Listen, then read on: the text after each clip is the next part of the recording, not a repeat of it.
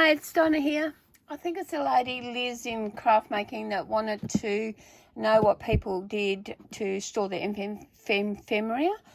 This is just one of my ways. I do have other ways as well, but this is one of the ways I do that of my prepared stuff that I've made. They're little cases. I think I got this from Kmart. Something like that, and that's got 12 boxes in it. And when I lost my mojo, and I lose it quite frequently these days, I'm getting older, so I've make up heap of these when I'm in a slump, and I store them, package them and store them. And this here keeps them clean,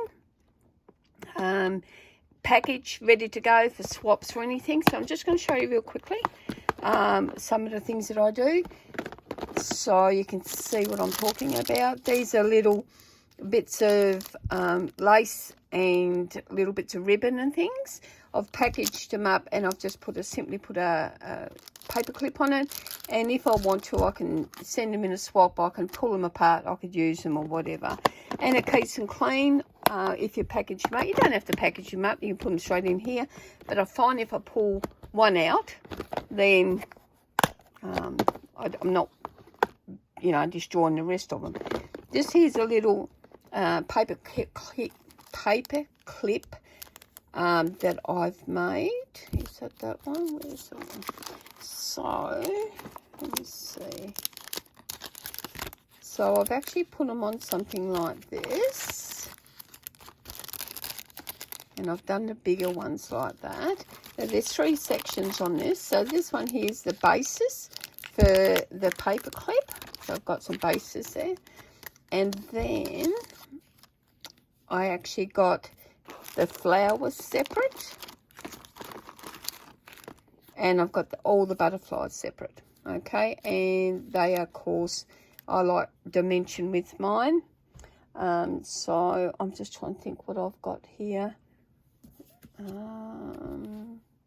Okay, let me get a piece of paper and show you. Okay, that'd probably be better that way. So that's the back of it, and it just simply fits on that. And they're great if you've got a junk journal and they're in the pocket or something. They look absolutely brilliant. Very pretty. And so I do little kits up like that for myself, and I have no idea what I've done with, oh, here it is, the bag. It keeps, if you put them in the bags, it keeps them clean, keeps them tidy, and you don't break them. That's simple, you don't break them. I've tore that bag, but don't worry.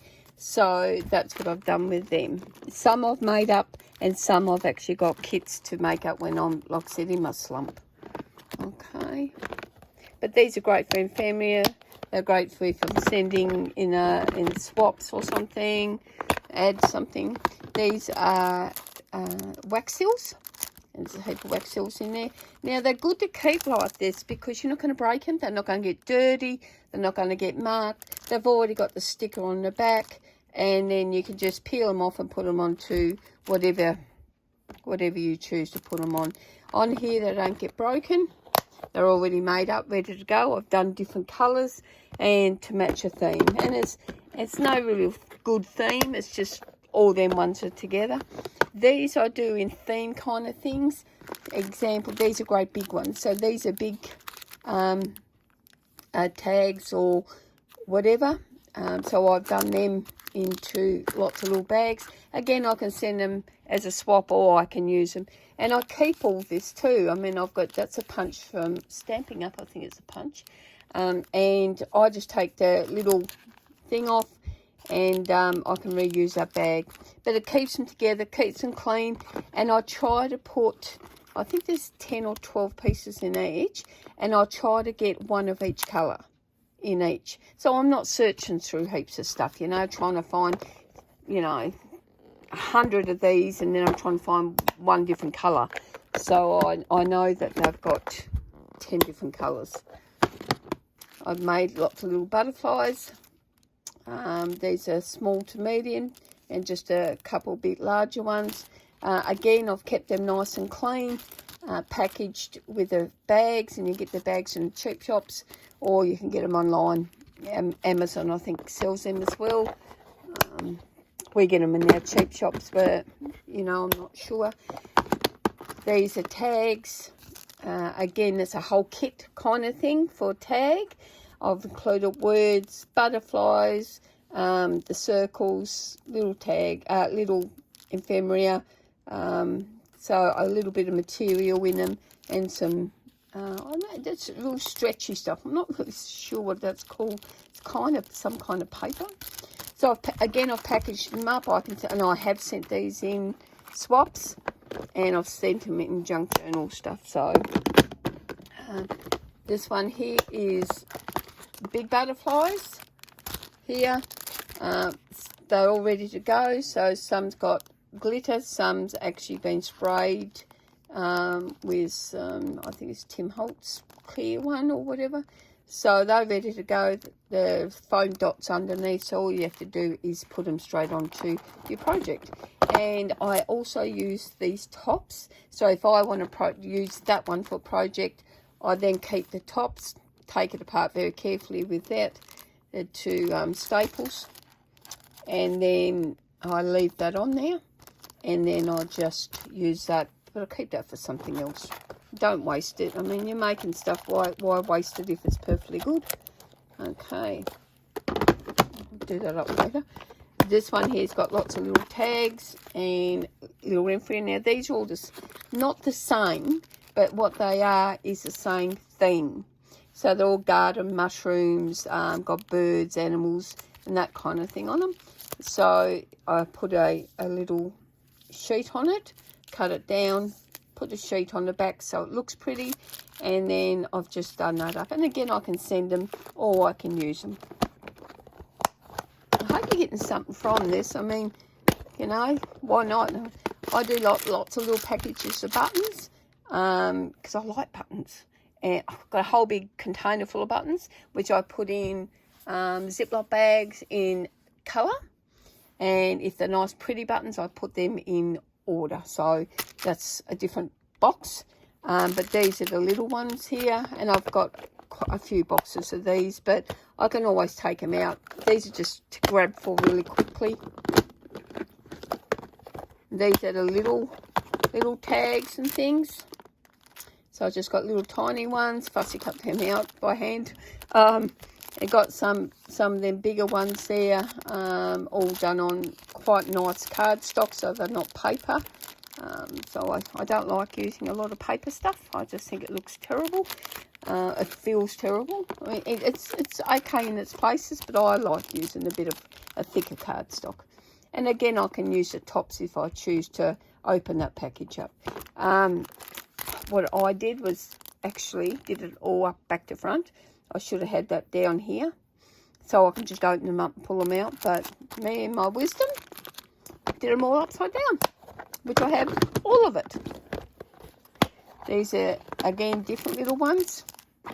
This is washi tape, and I just used some scrap paper that I had, single-sided, and I've just put some tags in there, like that.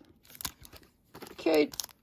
There's a bigger one there, but you've seen the bigger one. But so I've just done there. I think there's about 20 or something in there.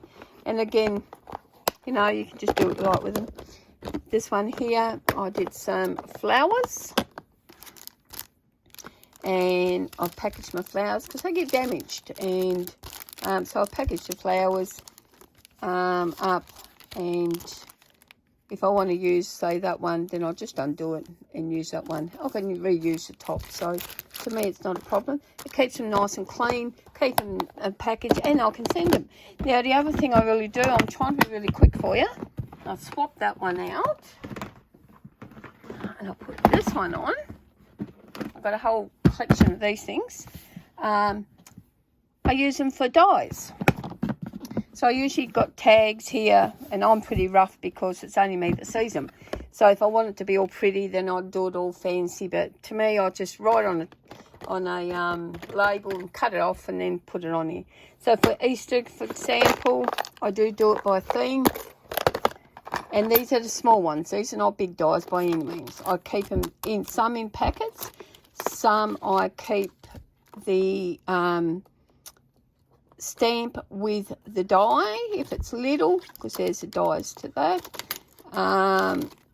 Others I keep in, see, that's a little packet.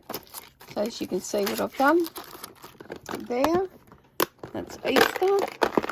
As you can see, I don't do a lot of Easter. So Halloween. Then I go Halloween. I go usually right on the Halloween. That bag's a bit too big, but it was the only thing I could find at the time. And then I write, it's from Lisa Jones, write this number, what it was, Halloween silhouette. So that's how I do it. See? And I've got 2 of these, so I put one in a bag and I put one elsewhere. So that's what I do. And if I do buy somewhere that's a no-name brand, I actually write it's no-name brand. But as you can see, most of my dies are actually from people like this. There's lots of them. Camera film speech. For example, I did a birthday card with these. And now what I normally do is I write, and this one's recollections. I usually write who's it from. I usually write who it is. Oh, it's Sizzix. Okay. So that's what I normally do. So that's just a quick example for the little ones, mixed media, indigo blue, that kind of thing. So Karen Bernstein charms fit beautifully on here. What I do, so, and I actually tape. Look, you can be as fancy as you want to.